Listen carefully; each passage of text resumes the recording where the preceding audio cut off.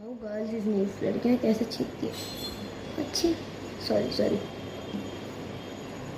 छी sorry sorry छींकने के बाद सॉरी बोलती हैं, ठीक है।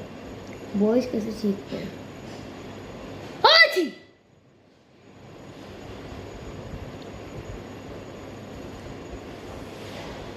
छी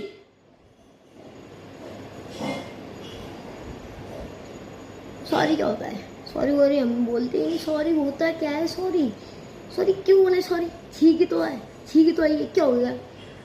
तो यार सॉरी बोलो। बस वो सामने वाला बंदा होता है वो जल जाता, कहता है ओ माय गॉड भूकंप भूकंप आ गया लगता है कोई। ये छींका ही तो है। एक हमारा दोस्त था मेरा, भाई इतनी तेज छींकता है पूरी क्लास थक जाती थी। अब सॉरी सॉरी क्यों होता है सॉरी। आप अगर इस बात से सहमत हो तो वीडियो को लाइक सब्सक्राइब करना, ठीक है। बाय।